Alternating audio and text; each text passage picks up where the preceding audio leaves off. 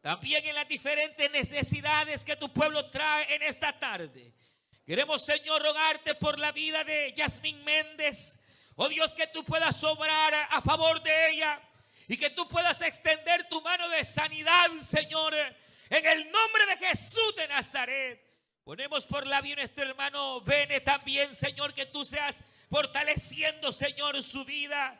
Oh Dios amado, cada petición aquí presente, que tú seas, Señor, contestando nuestras oraciones. Tu palabra dice, Señor, que a ti hemos de clamar y que tú estarás presto a escuchar, Señor, porque creemos que tu brazo no se ha cortado. Por lo tal clamamos, Señor, trayendo, Padre, la necesidad de tu pueblo y que tú puedas traer, Señor, sanidad, fuerza, que abras puertas, Señor, donde están cerradas. En el nombre maravilloso de Cristo Jesús de Nazaret. Gracias, Padre eterno. Gracias, Espíritu Santo. Háblanos, Señor, en esta hora. En el nombre de Jesús de Nazaret. Gracias, Cristo. Gracias, Espíritu Santo. Gracias, Dios eterno. Amén. Vamos a abrir la Biblia. Vamos a leer Evangelio según San Lucas. Muy conocidísima la porción. Evangelio según San Lucas.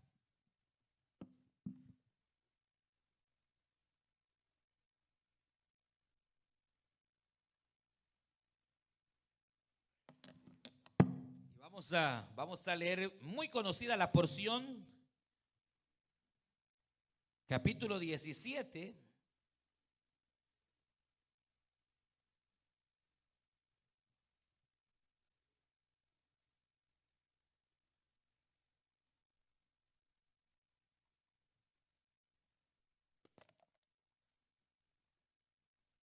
¿Lo tenemos?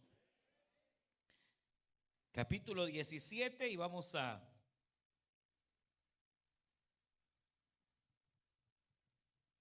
leer del versículo 11 en adelante.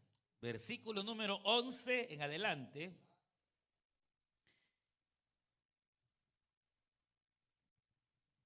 Que la Reina Valera, por lo general, o la mayoría de la Biblia dicen 10 leprosos limpiados. En otra versión podrá decir un leproso agradecido. Y otra no dice nada, solo están corridos los versículos. Así que verso 11 dice: yendo Jesús a Jerusalén, pasaba entre Samaria y Galilea. Y al entrar en una aldea le salieron al encuentro 10 hombres leprosos, los cuales se pararon de lejos y alzaron la voz diciendo: Jesús, Maestro, ten misericordia de nosotros. Cuando él los vio, les dijo: id y mostraos a los sacerdotes. Y aconteció que mientras iban, fueron limpiados. Entonces uno de ellos, viendo que había sido sanado, volvió glorificando a Dios a gran voz y se postró rostro en tierra a sus pies, dándole gracias. Y este era samaritano. Respondiendo Jesús dijo: ¿no son 10 los que fueron limpiados? ¿Y los 9 dónde están? No hubo quien volviese y diese gloria a Dios, sino este extranjero. Y le dijo: levántate y vete, tu fe te ha salvado. Gloria a Dios. Pueden tomar sus asientos.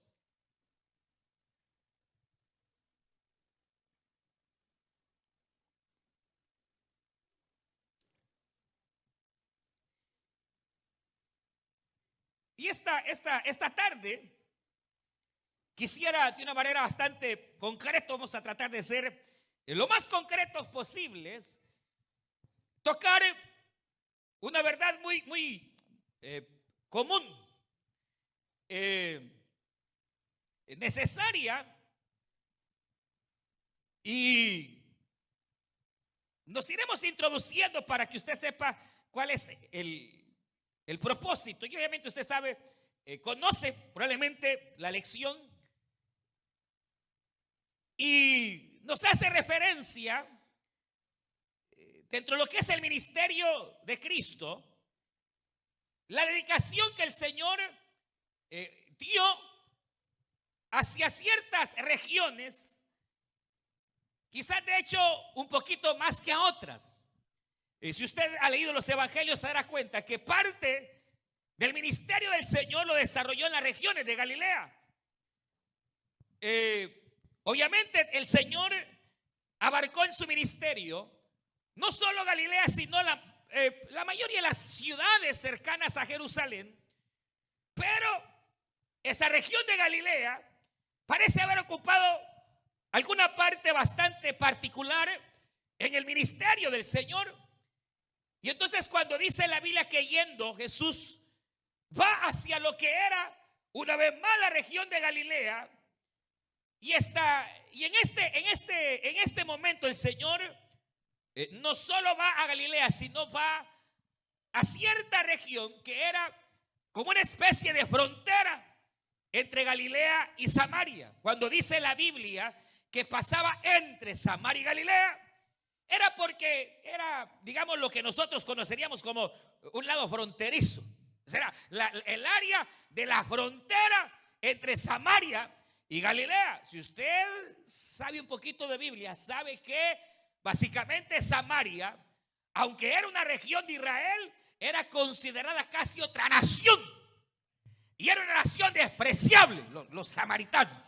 Lo que era Samaria, aunque eran judíos, aunque eran de la misma raza de Israel, por haberse algunos años atrás mezclado con gentiles, los samaritanos eran considerados como gente despreciable. Y entonces resulta que había una parecido al muro. No había muro, pero casi imaginario. Había un muro que lo que pretendía era hacer una división entre Samaria e Israel, o las otras regiones de Israel. Y eso era lo que se conocía en parte como la frontera entre Samaria y Galilea. Ahora, Galilea, dentro de todo lo que eran las regiones de Jerusalén o Israel, era básicamente la región menos querida. Era la parte así como más tenida en poco. Lo que era Galilea, Nazaret, dentro de todo lo que era Israel, era tenido como lo peorcito. Ahora, imagínense, por eso es que cuando usted recuerda que cuando llegó el mensaje de Felipe, aquel hombre llamado Natanael, diciéndole, hemos hallado al Cristo. Y Natanael dice, ¿y de dónde? ¿Dónde salió? ¿Dónde está? Ah, está en Nazaret, allá en Galilea. ¿Y cuál fue la respuesta de Natanael? ¿Será que del Salvador? ¿O de Honduras? ¿O de allá, de por allá, saldrá algo bueno? Natanael lo que dice, ¿será que de allá, de esas regiones, habrá algo bueno? Porque, mire, esa gente de Galilea los consideraban macheteros. Era considerada gente sin educación.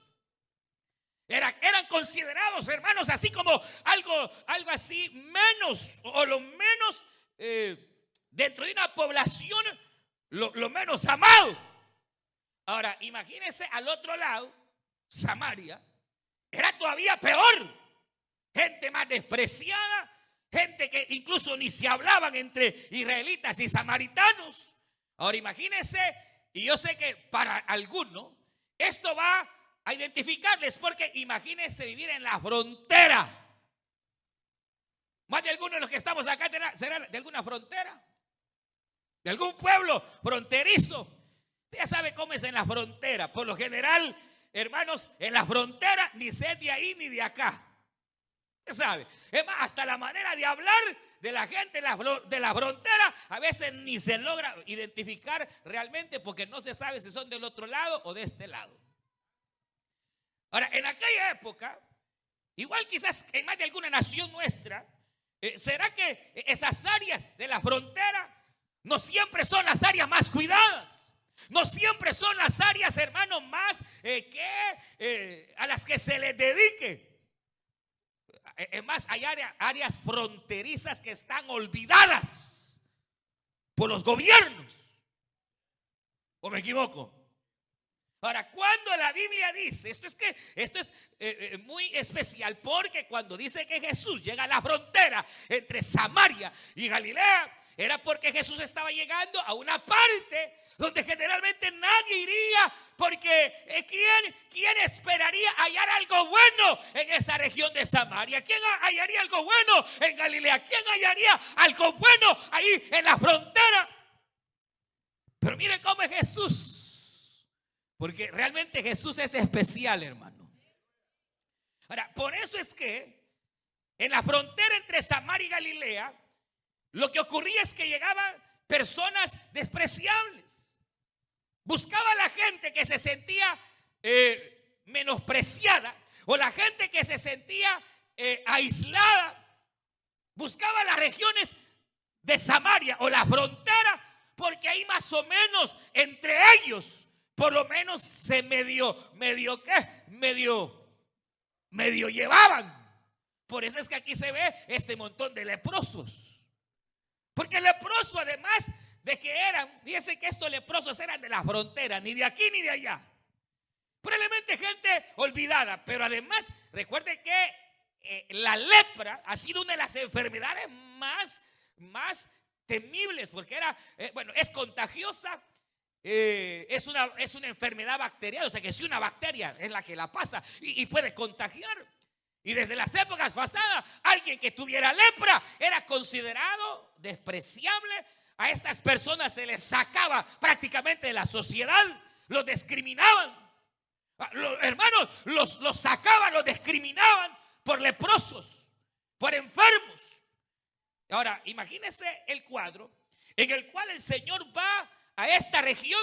Y usted sabe, Él no va a llegar así nomás. Él va porque tiene un propósito, hermanos. Porque recuerde que el Señor Jesús no camina a la deriva. Él no camina a ver qué pasa. Él sabe a dónde llega. Y donde llega, Él siempre hará algo. Jesús nunca llega ni pasa por gusto. Él cuando llega o cuando pasa por alguna región, Él pasa porque sabe que en todo lugar, aquí mismo en este lugar, hay gente que puede sentirse despreciada. Hay gente que puede sentirse, hermanos, ignorada. Hay gente que puede sentirse al igual que estos, aislados de los demás. Pero para esto apareció Jesucristo, el Hijo de Dios, para mostrar su misericordia en aquello que hermano, que tal vez ni es tan servible.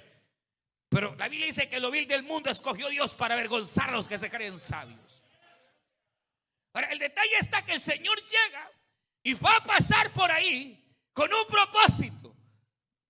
Y entonces dice que cuando llega, pasa, los leprosos saben que es Jesús. Y dice que ellos van y le buscan, pero se detienen. Ellos se frenan. No, saben que no pueden llegar hasta Cristo. Saben que ellos no pueden tocar a ninguna persona. Saben que no pueden estar cerca de nadie. Y entonces ellos van en su alegría, que ven que Jesús ha llegado. Ellos van corriendo, pero de pronto se detienen, se refrenan, porque saben que en ellos hay algo que está mal y que impide que básicamente Cristo pueda tocarlos, según ellos. Usted sabe que en más de alguna ocasión Jesús llegó y no anduvo con cuentos. Tocó al leproso, tocó al enfermo y le brindó la sanidad y la salud. Pero ellos son los que ahora se frenan para no llegar delante de Cristo, sino que se quedan de lejos y de lejos le gritan: Jesús, Maestro, ten misericordia de nosotros. Y eso es interesante porque mire, la lepra, usted sabe, según la Biblia, es un símbolo del pecado. Y es el pecado el que a nosotros nos aleja de Dios. mire qué tremendo es el cuadro, porque Dios ya vino, Él ya vino. Es el ser humano el que le rechaza, es el ser humano el que se resiste. Eres tú el que a veces se resiste ante el llamado, pero Dios ya vino. Él está en medio nuestro en esta tarde, porque Él ha prometido que donde 2 o 3 están, ahí está el Señor. No está en Dios el cerrarse, no está en Dios el darte a ti la espalda. Él ya vino. Uno es el que se detiene, uno es el que de repente piensa y hermano y dice: no me acerco, es que he hecho esto, he hecho lo otro, y quizás no me acerco porque no me lo merezco. Y es que, oiga, nadie se merece, pero el hecho de que Dios venga es por su misericordia, por su gracia, por su favor que desea transmitir a la vida. Y entonces ellos, uno es el que se detiene. Ellos dicen: no podemos llegar hasta Dios, no podemos llegar hasta Cristo, y le gritan: Señor, ten misericordia, Señor. Y viene el Señor y Él sabe lo que está pasando, Él sabe que ellos necesitan, y Él les dice: vayan y preséntense a los sacerdotes. Inmediatamente ellos van en obediencia a esa palabra, van hacia donde están los sacerdotes, y usted sabe el resto. En el camino, hermanos, en el camino ellos empezaron a ver que su piel, porque la lepra crea llagas horribles en la cara, crea llagas en la piel. No solo eso, sino que crea úlceras tremendas, hermano. No solo eso, sino que la lepra va ocasionando problemas en el sistema nervioso, y no solo en el sistema nervioso, sino que llega a atrofiar hasta los músculos. Los leprosos terminan, hermanos, así todos, como decimos en buen salvadoreño o centroamericano, no sé si esta palabra usted la usa, enjutados. Ya va a quedar enjutaditos, hermano, porque ya no se pueden mover a causa de ese mal. Va poco a poco. Por eso le digo, es que la Biblia no se equivoca. Y es que por eso, mire, el pecado así comienza, poquito, una mentirita pequeña, una cosita pequeña, y que se va agravando, y va creciendo y creciendo y creciendo. Ve acá, así comienza el pecado. La cuestión es que el Señor viene y lo que le dice es una muestra de lo que yo le digo, porque si el pecado, ¿qué es pecado? ¿Qué es pecado? ¿Qué es pecado? ¿Qué es pecado? Ofensa a Dios, pero ¿qué es pecado? Es desobediencia, exacto, desobediencia. Sí, el pecado es desobediencia, y eso trae la enfermedad, la muerte. ¿Qué puede traer la sanidad? La obediencia. Y ahora cuando Cristo les da una orden, le dice: vayan y preséntense a los sacerdotes, les está dando la mayor y más grande directriz. Porque el hecho, hermanos, de que una persona estuviera con lepra y de pronto se encontrara sano, la palabra de Dios decía que esta persona tenía que ir hasta el sacerdote, y el sacerdote tenía que ver y corroborar la sanidad y luego declararlo sano para la gloria del Señor. Pero vaya viendo, si es la desobediencia la que ocasiona el pecado, igual la obediencia, o contrario, la obediencia lo que traerá es la sanidad. Ahora vienen estos, van en obediencia, van en palabra, y entonces van hasta donde los sacerdotes dicen. La cuestión es que ocurre el milagro y empieza su piel a cambiar. Ellos ahora están sanos, y entonces resulta que solo uno, y usted lo sabe, solamente uno va y regresa donde está Cristo. Y dice la Biblia que va, regresa, se postra, se humilla, pone su cara en la tierra, en el suelo, glorifica al Señor y le da las gracias. Y entonces el Señor lo ve y le dice: ¿acaso no eran 10 los que yo sané? ¿Dónde están los otros 9? Ahora, hermano, yo no sé si usted ve, pero es que esto que aquí se da, este milagro que el Señor hace en estos hombres, nos dan una de las lecciones más tremendas de la vida. Y es que realmente estos estaban enfermos físicamente, pero resulta que además de su enfermedad física, estaban enfermos de otra enfermedad que es bien común, y sobre todo en estos días. ¿Sabe de qué estaban enfermos estos?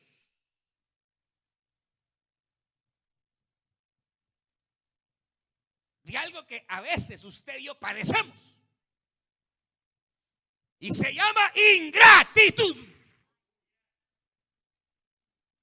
Porque la mayoría de los hombres somos ingratos. La enfermedad era la lepra, pero además de la lepra había otra enfermedad en el alma de ellos.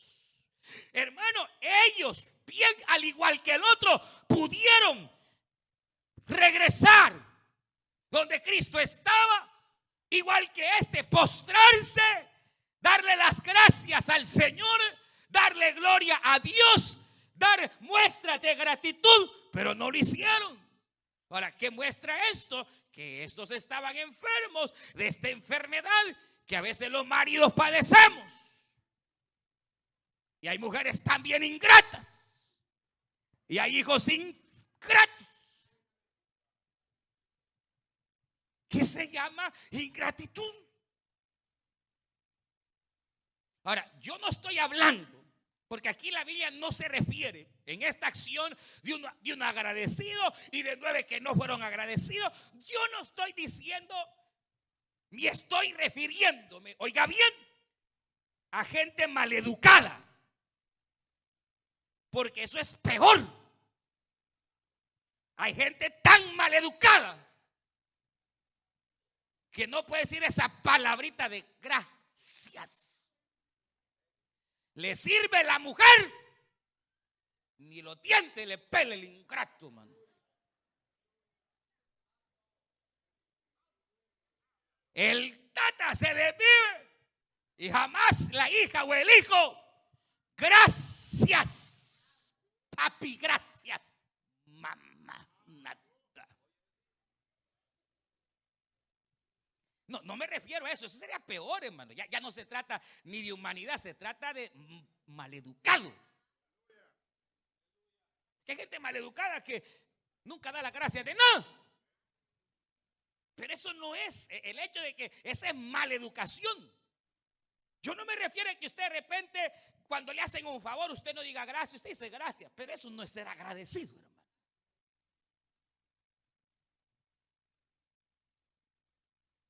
Esto es a lo mejor cuando se vieron sanos, gracias, Dios, gracias, pero hasta ahí. Como cualquiera que dice gracias cuando le abren la puerta, gracias porque le hicieron un favor, gracias porque le trajeron algo, pero eso no es gratitud. Hermano, por eso le digo, mire, la mayoría de los seres humanos estamos infestados de ese mal que es la ingratitud. Porque nuestra naturaleza es una naturaleza rara. Fíjense cómo somos de ingratos, que los favores que nos hacen se nos olvidan rapidito. Pero no le vayan a hacer una torcidita, que esa no lo olvidan nunca.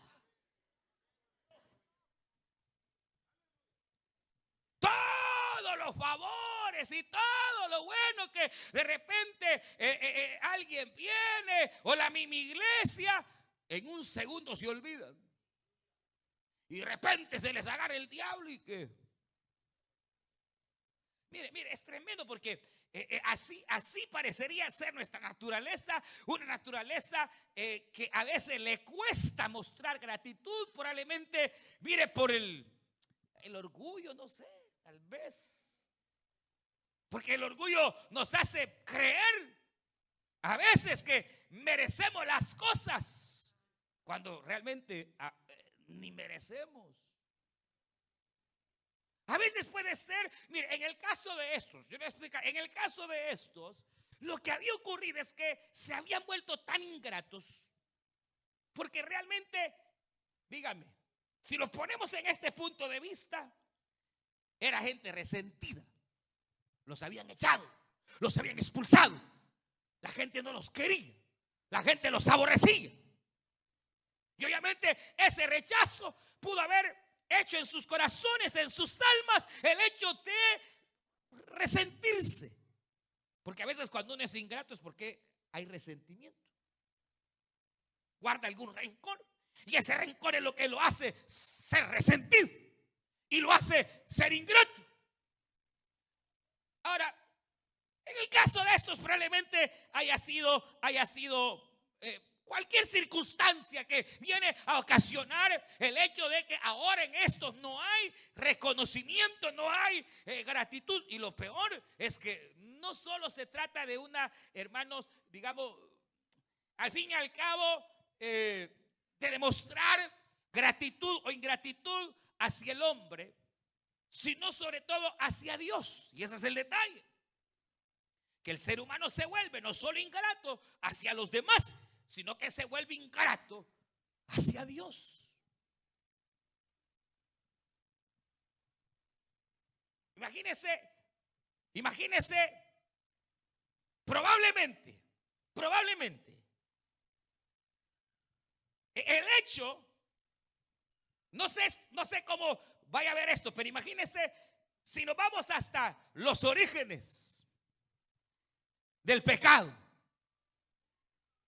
Podemos ver que probablemente el primer pecado que se cometió haya tenido la fuente en este mal, porque hubo un ser, hermanos, a quien Dios le vistió de gloria, le dio honra. La Biblia dice que era hermoso, bello, y la Biblia dice que en un momento determinado dejó de ver lo que Dios le había dado, lo que tenía, y dice la Biblia que empezó a querer el trono de Dios. Y dice que en su corazón deseó.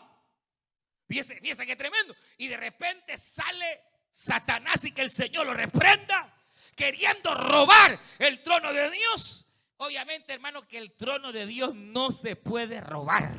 Usted sabe que Dios sigue sentado en su trono. Bendito sea el Señor para siempre. Y ese trono no se puede tocar. ¿Qué fue? ¿Qué fue lo que, hermano, Satanás viene y hace con Eva? Casi que lo mismo. Quiere quitarle Satanás a Eva su perspectiva que Dios les había puesto en el huerto y que todos lo tenían. Y Satanás aparece diciendo: con que Dios os ha dicho que no podéis comer de los árboles del huerto. Y usted sabe que todos eran de ellos. Uno era de Dios. Uno es el que Dios dijo: este no me lo toquen porque es mío. Todo es tuyo, pero este árbol, este es mío y no me lo tocan, no me lo comen. Pero Satanás le da vuelta. Y lo que Satanás pretende, obviamente, en Eva es crear un cierto espíritu de inconformidad, un espíritu de ingratitud, al hecho de que Eva deja de ver lo que tiene y pone la mirada en lo que no tiene. Y eso es común. Por eso es que, hermano, la ingratitud nos lleva a quitar la mirada de lo que ya tenemos y poder decirle al Señor gracias, y nos pone la mirada en lo que no tenemos. Y eso nos hace todavía ser personas más ingratas. Ahora, la cuestión es que usted no se cree ingrato, ¿verdad? ¿Verdad que usted se cree bien agradecido con el Señor? ¿Sí o no? Si yo le digo, ¿cuántos somos agradecidos? ¿Son agradecidos ustedes con el Señor? Yo les voy a mostrar que no.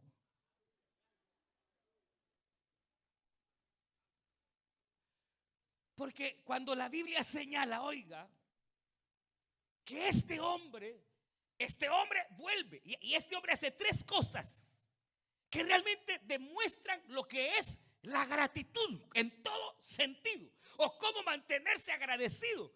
Y entonces dice la Biblia, número 1, dice que este hombre vuelve. vuelve, regresa a donde Cristo está. Él vuelve. Y mire, hermano, esto de volver es una clave para mantenerse siempre un corazón agradecidísimo con el Señor. Por eso David decía en el Salmo 103, usted lo sabe, David decía: bendice, alma mía, al Señor y no olvides. No olvides. Mire cómo es uno. Le voy a demostrar que a veces no somos tan agradecidos como usted quiere. Mire, los favores de Dios los olvidamos, pero las ofensas no las olvidamos. Fíjense cómo somos alrevesados. Lo que deberíamos de olvidar, lo retenemos.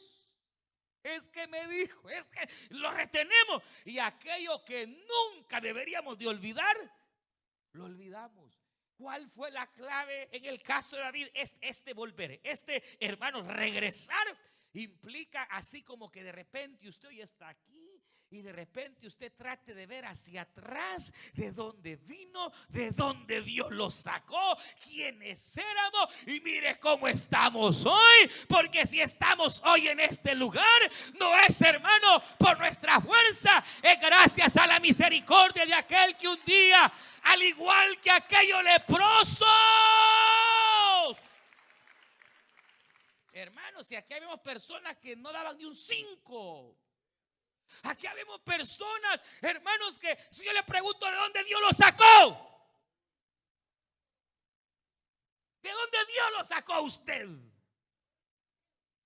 Mire, hoy bien, ya está con Paco Rabanne y no sé qué cuándo, perfumes. Y antes, hermano, a puro, si es que había almidón con limón. Hoy ahí anda que no hay ni qué par de zapatos meterse. Y se acuerda que hubo una época que anduvo descalzo. Pero hoy no se de eso ni se acuerda. No quiere. ¿Cómo es uno de fregado, hermano? Que debería de mantener de vez en cuando en memoria de dónde Dios nos ha sacado. Y aunque yo sé, mi amada, mi amado, que no ha sido fácil, yo sé que han habido obstáculos, yo sé que cada uno tiene situaciones en las cuales quizás la vida pareció hasta terminar. Este día yo le puedo decir, tal y como dijo Samuel, podemos decir: Ebenezer, hasta aquí Jehová me ha ayudado, hasta aquí el Señor ha sido fiel.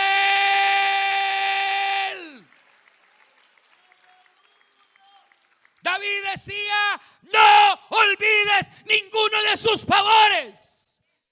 Y él tenía anclada en su alma las veces que él había estado postrado y Cristo lo había levantado, las veces que se había sentido una nada, hecho pedazos, solo, traicionado, pero entendió y supo que Dios era fiel y que aunque todos le dejaban, Dios era fiel para con él. David se recordaba las veces que por cabezón había cometido pecado, había llegado hasta el pozo donde la gente lo señalaba y le decía: tonto, mira lo que te pasó, esto te merecía, está bueno que te haya pasado. Pero Dios nunca le dijo cabezón, sino que Jehová extendió su mano de misericordia y lo levantó del pozo y lo levantó de la desesperación. Hermano, David en el Salmo dice: bendice, alma mía, al Señor y no olvides ninguno de sus favores. Él es el que sana tus dolencias. Él es el que rescata del hoyo tu vida. Lo que pasa es que uno se vuelve tan ingrato, hermano, pero tan ingrato que no aprende a ver las cosas, hermano, no ve el obrar de Dios aún en las cosas pequeñas.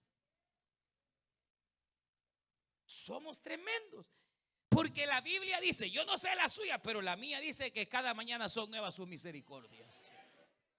Y le apuesto que este día el Señor hizo más de alguna misericordia para usted y usted ni la vio, quizás. Usted lo vio como parte de la vida. Ah, soy suertudo. ¿Qué suertudo? Ah, ¿qué leche tengo? ¿Qué leche? Fue el favor y la misericordia de Dios. Fue la gracia bendita de Dios. Fue su mano que se extendió a favor nuestro. Cuando el cristiano o el ser humano se vuelve ingrato, cuando olvida. Y se olvida del esfuerzo de aquella viejita, de aquel viejito, que hoy ni se acuerda de él, ingrato, ¿verdad? De aquel hermano mayor, de aquella mujer que fue tu madre, y sin ser tu madre, fue como madre. Se nos olvida. Se nos olvidan los favores, se nos olvidan. Se nos olvidan. Por eso es que dice, volvió, porque a veces hay que volver atrás, hay que regresar, hay que, hermano, regresar.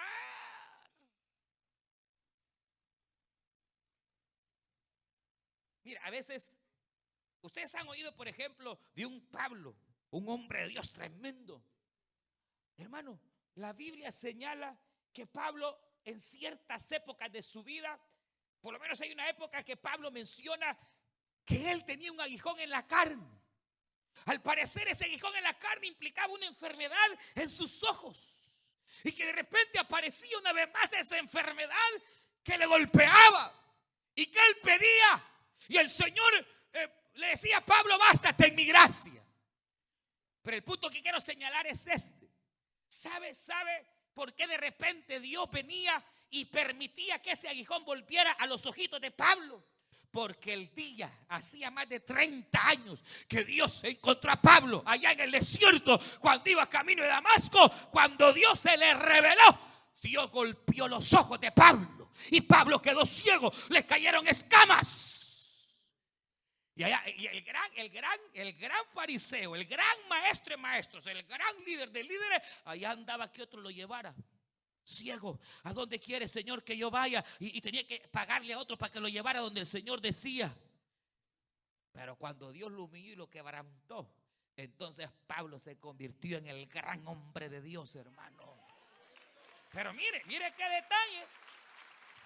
Pero vea, cuando Pablo después pasa los años y de repente escribe, oye, estoy enfermo, hay enfermedad que me ha golpeado. De repente en otra carta dice, hay un aguijón que me golpea. Es porque de vez en cuando aquella situación que un día golpeó su vida, de repente como que retornaba para que Pablo no se olvidara. Porque uno se va haciendo creído en la vida cristiana. Se va creyendo. Y se cree el gran espiritual. Se cree la mujer espiritual y ojalá lo sea, pero aunque lo sea y sea un hombre recto y espiritual, nunca se le ocurra jactarse.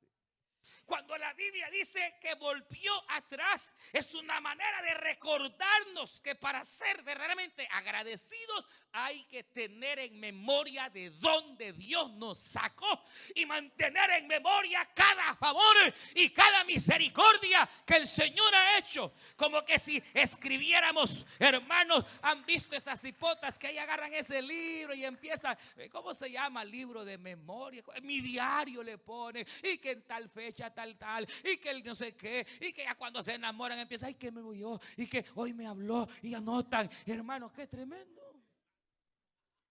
Pero qué tal si nosotros así fuéramos con el Señor, hasta, hermanos, pusiéramos fecha, ¿qué día es hoy? ¿Qué día es hoy? 16 de junio de tal año, el Señor me contestó. Yo lloraba y pedía al Señor, y este día, hermano, qué tremendo. Le apuesto que Dios a usted le ha hecho favores grandes y ni se acuerda la fecha ni la hora. Hay algunos que ni se acuerdan de cuándo se convirtieron. Hermano, hay que volver a veces. Hay que volver a veces. Hay que regresar a veces. Hay que volver otra vez. Pero aquí viene, hermano, lo otro. Que la Biblia dice que este hombre no solo vuelve, no solo recuerda, o en este sentido simbólico es recordar, es volver atrás en un sentido de recordar de dónde Dios nos ha sacado. A registrar, a memorizar o recordar las victorias que el Señor nos ha dado, para que entonces nuestro corazón se llene de gratitud para con Dios.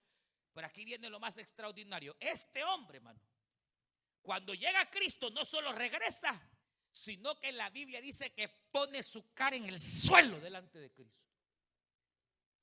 Exacto, aquí hay dos cosas. Uno, que la verdadera gratitud requiere humillación delante de Dios. Porque adorar no es solo cantar y exclamar. La palabra adoración significa poner la cara en tierra, en humillación, en gratitud al Señor. Un espíritu humilde, un espíritu, hermanos, lleno de humildad, porque lo que nos hace ser malagradecidos es el orgullo, y lo que nos hace ser personas muy agradecidas es la humildad. Y la humildad es el reconocimiento de nuestras bajezas al grado que al ver uno sus propios defectos, uno dice, bueno, si a la verdad yo criticar a mi mujer, si al fin y al cabo, si la campeona es ella, hombre. Aguantarlo a usted, imagínese, hermano. Para empezar, ni los dientes se lavan. Malagradecido como no hay otro.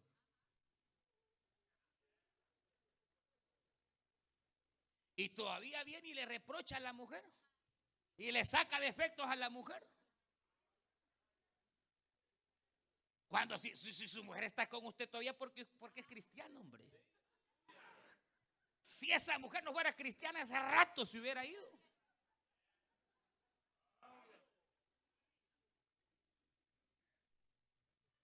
O sea, y usted, mujer, cree que usted que tranquila,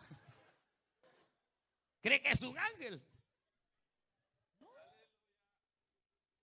Cuando uno se ve y ve sus rajaduritas y ve, entonces también puede reconocer sus fallas, puede reconocer su bajeza, y al reconocer su bajeza puede también, mujer, decir, no, hombre, si este también me ha aguantado.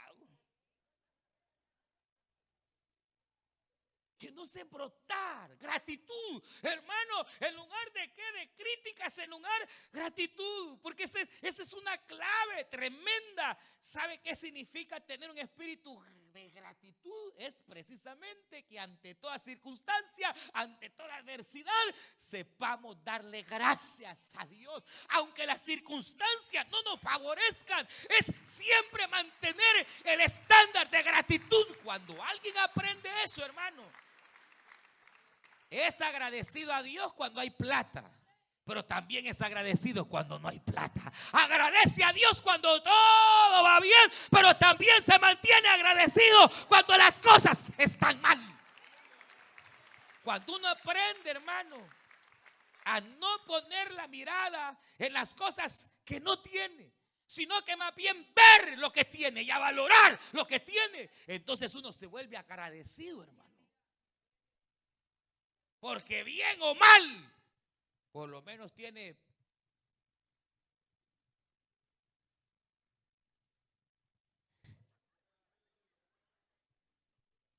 mire, hermano,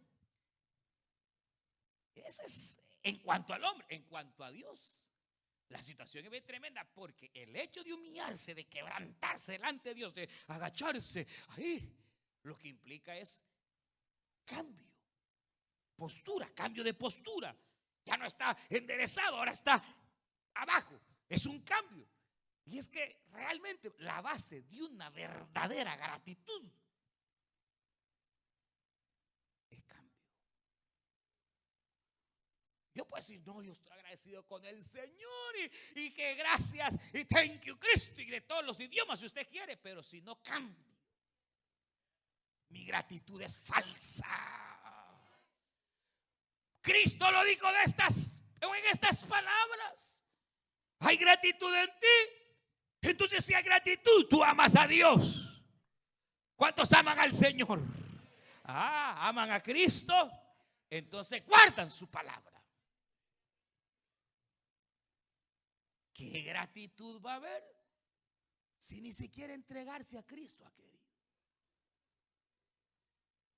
Si no, yo estoy agradecido con la vida, agradecido con Dios, Dios ha sido bueno. Ya le entregaste la vida, ya te doblaste y le dijiste: Señor, estoy tan agradecido que aquí está mi vida, mi corazón. Al igual que yo vengo a tus pies para que desde este día yo ya no quiero gobernarme, sino que el que gobierne mi vida seas tú, oh Dios. Hermano, gratitud requiere cambio. Cambio para con Dios, para con el otro. Usted ha aprendido a ser agradecido, ya no quiere ser un ingrato, quiere agradecer a Dios. Y es que es importante, hermano. Mire, hasta por un chicle que le regalen, dé las gracias. Algo salió mal, gracias, Señor. ¿Alguna prueba? Gracias, Señor.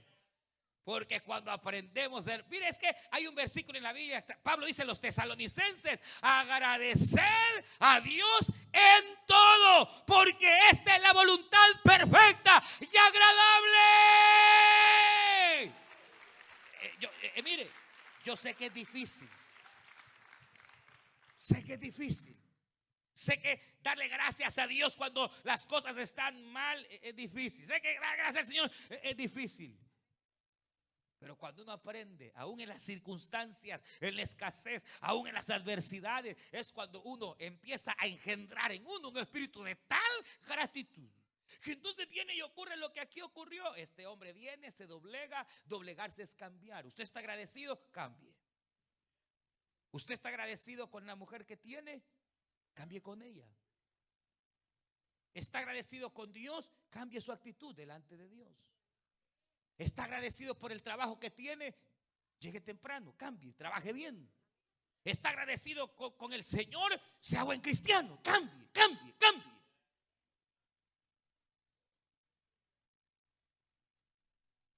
Mire, y esto es tremendo porque dice la Biblia que el hombre agradeció a Dios y exclamó. Mire cómo dice, entonces uno de ellos, viendo que había sido sanado, volvió, regresó, glorificó a Dios a gran voz. Y es que la verdadera gratitud se expresa, se ve, se evidencia. Dice que exclamó a gran Dios, a gran voz al Señor. Pero mire, y se postró su rostro en tierra delante de sus pies, dando gracias. Entonces, mire qué tremendo, porque este pasaje, el verso 17, cuando dice: y Jesús preguntando, ¿acaso no son 10? Hermano, esto es tremendo porque nos enseña que aún Dios, que es soberano, omnisciente, que Él vive por sí mismo, Él es Jehová de los ejércitos, hermanos, y Él busca personas que sean agradecidas. ¿Y por qué Dios busca personas que sean agradecidas? Porque la mayoría de gente somos ingratos. Y entonces cuando Dios se encuentra a una y encuentra a un agradecido, no, hombre, Dios se enamora de ellos. Y Dios comienza a favorecerlos, y a favorecerlos, y a favorecerlos. Y es esa gente que usted ve que Dios viene y los bendice, y los bendice, y los prospera. Y donde quiera que van, ahí está la mano de Dios. Y todo lo que tocan, lo que hacen, lo que empeñan, Dios lo prospera y lo toca. Porque la mayoría no somos agradecidos. Nos quejamos. Nos quejamos del marido, nos quejamos de esto, nos quejamos de nosotros, nos quejamos del Señor. Pero este hombre no se queja, este hombre paga el precio, vuelve, regresa, se humilla, cambia, hay un cambio en él. Y entonces Dios le dice: pero ¿y los otros dónde están? O sea que Dios sí está esperando desde hace ratos, hermano. Tanto que Él lo ha cuidado, hombre. Si usted muerto debería de estar. Usted sabe que cerca le han llegado los balazos bárbaros y todavía no se entrega. Usted sabe que la muerte la han andado buscando y Dios le ha guardado. Bárbara. O sea, Dios está esperando.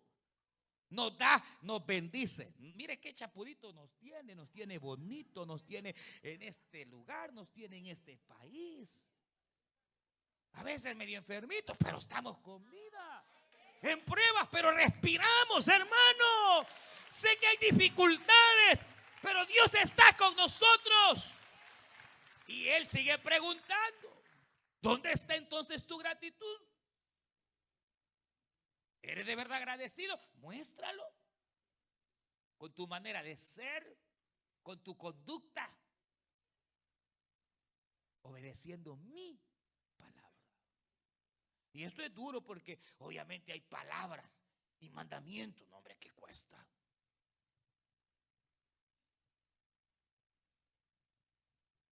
Perdonar. Y la Biblia dice que si en el día tu hermano peca 7 veces contra ti, en el día, las 7 veces hay que perdonarlo. En el día. Qué tremendo.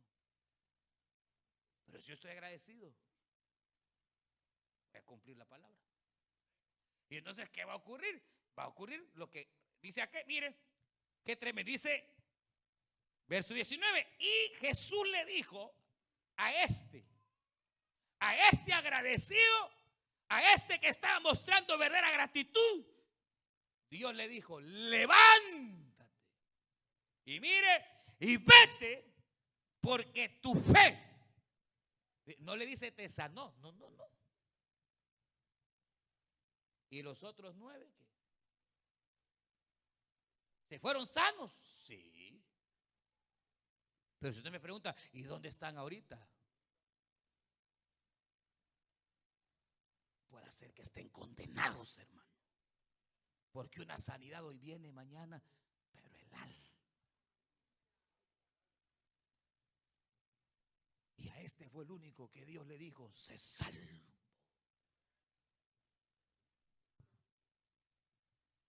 Que Dios tenga misericordia, hermano.